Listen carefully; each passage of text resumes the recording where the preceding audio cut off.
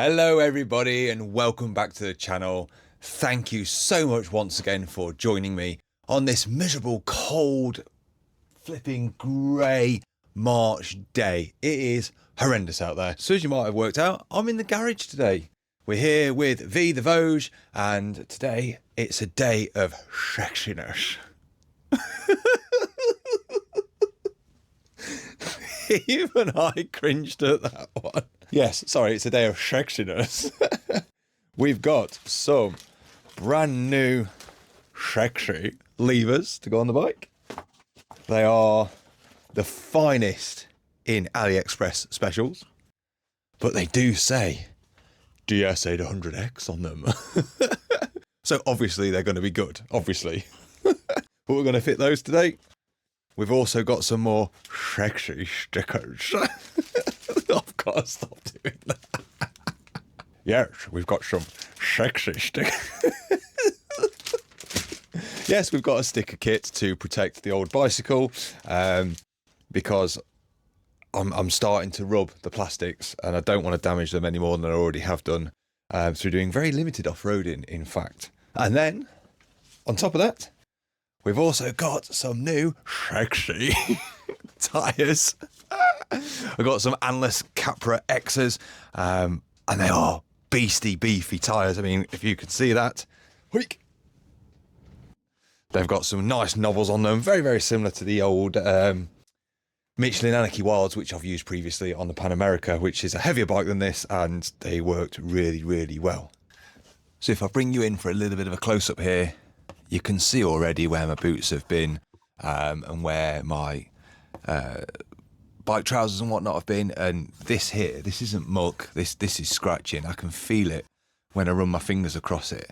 Now, luckily, obviously, they're almost sacrificial. You can replace them, they're relatively cheap. But I want to try and keep the bike relatively neat and tidy. You know, I've only had it since November. And I've only done, 1,400 miles on it now. And we've got various scratches starting to appear, which is predominantly from my trousers and that. Which is a bit of a shame, really. But at the end of the day, I did buy it as an off-road bike. I did buy it to go and do thousands of miles on, get dirty. Obviously, I don't intend on crashing, bashing it. These things happen, don't they? So, yeah, let's get that cleaned up first. Let's have a look at the stickers. They don't come with any instructions. I tell a lie. Sorry, they do come with instructions. That's the instructions. If you can read those, you've got better eyesight than me, but I don't have a clue what it says. And also, there's no pictures with them either to show you where things go, so I've got to try and work them out. But yes, first things first, let's get it cleaned up, and then we'll get them out of the pack, and we'll try and figure out what goes where. Under the street light glow, hearts pause and start to show. Stars above don't need to shine. We've got our own design. Same as Ed Sheeran. Moon wings in the sky. Lovers walk the empty street, finding rhythm in our beat. Streetlight dreams, they guide us home. In the night, we're not alone. Okay, quick verdict then. Yeah.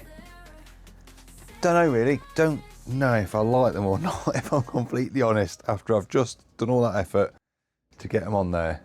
Don't know, what do you think? So there's the side ones, look. The colours. Obviously the lighting in here is not great, so they look a bit funny, but there's the side ones. Tank pad, tank fuel, filler cap rather. They go there. I'm not going to put them on. They can go. And I don't think I'm going to put them on there either. So I quite like this. You can see it properly. Look. I don't think I'm a fan of this. I don't think that looks great. This is all right. And the fork protectors are all right as well. But yeah, I might take that off. Not a fan of that, I don't think. Yeah, if I'm honest, I'm a little bit disappointed in them. Don't get me wrong, they're nice and jelly. They're going to protect the bike well, which is ultimately what we wanted. And then they do look all right. However, there was nothing in the pack that covers this bit here. And this is where I've got rubbing on both sides. And there's nothing in the pack that covers this bit here, which again, if I'm moving up forwards on the bike to accelerate hard or go uphill or whatever, there's nothing covering this bit here either. So yeah, I need to do something with that, because otherwise these sort of areas are going to get damaged, and I don't want that. I am tempted. So the tank pad section, which goes up there, I'm not going to put that on. So I'm wondering if I could actually use these sections here to maybe put them on there instead, like that. Just give that a bit of safety, bit of cover. Might work. Don't know. We'll have to have a look at it. Anyway, less of them. Sexy lever time. Stop it, Chris.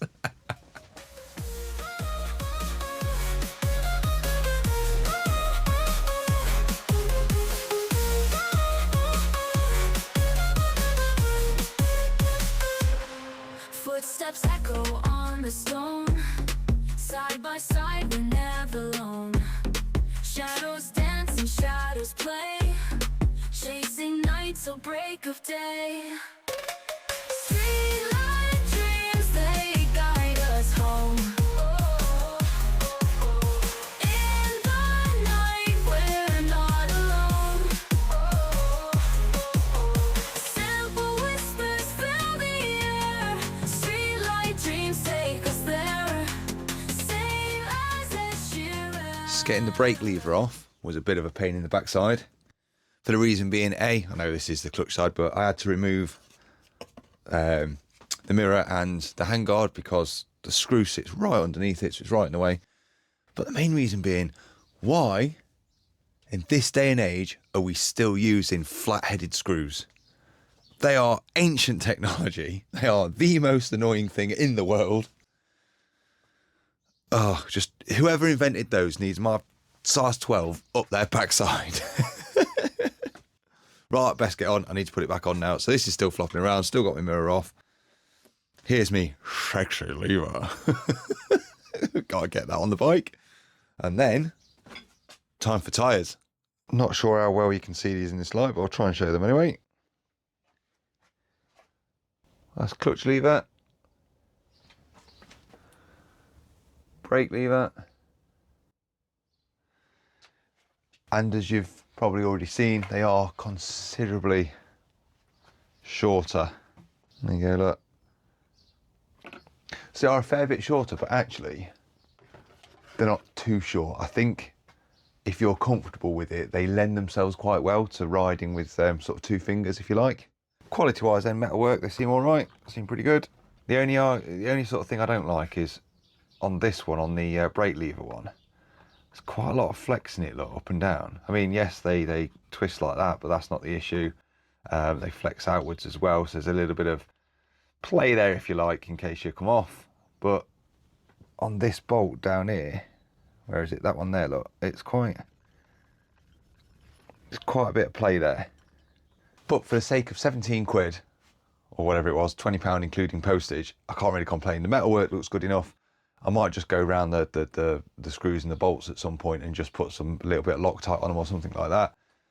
And I'm pretty sure they'll be okay. I've used these kind of levers many times on other bikes. I've had them on my Himalayan, I've had them on my Pan America, I've had them on, various other bikes over the years. And they've always been okay in all fairness. So we'll see. We'll see.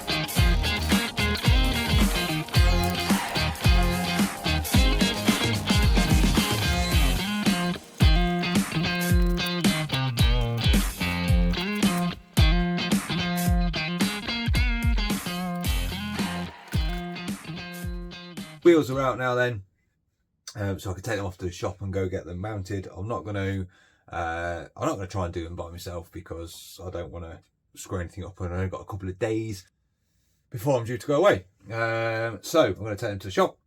A couple of things that are worth noting.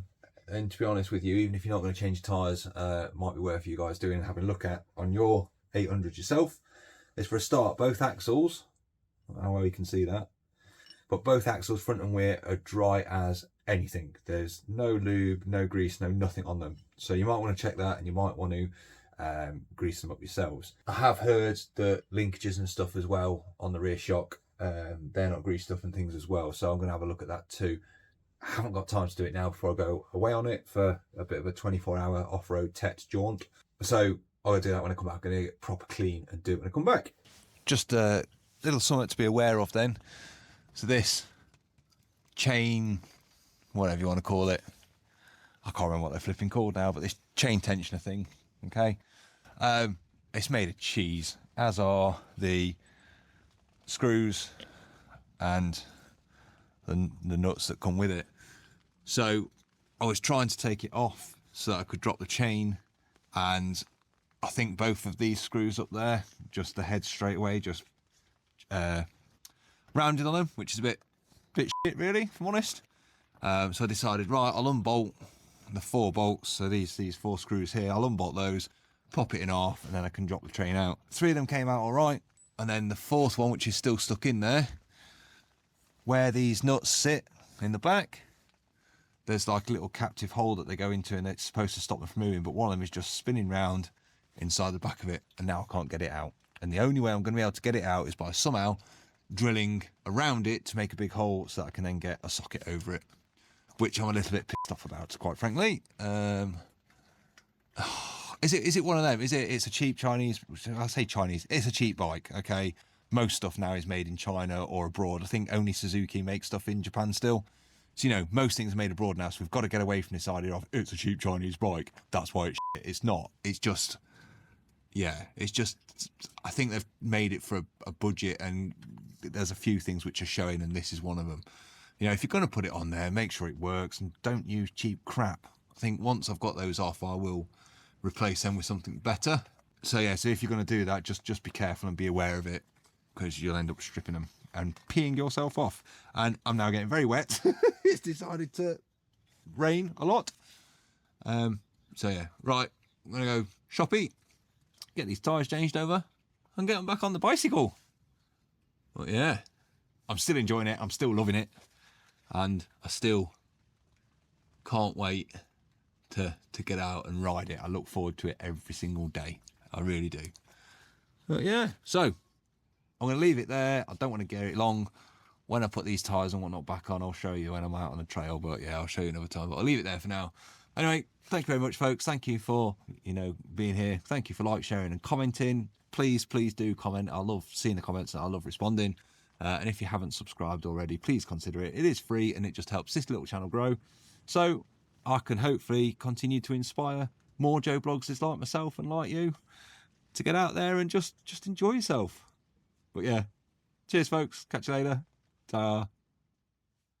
Okay, sorry, I lied. I am going to show you the tyres now because they are just so sexy.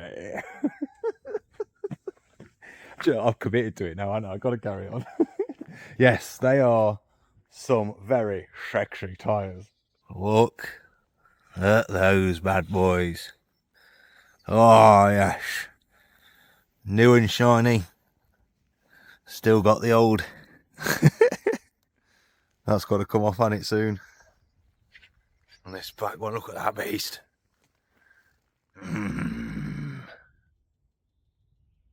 Anlas Capra X.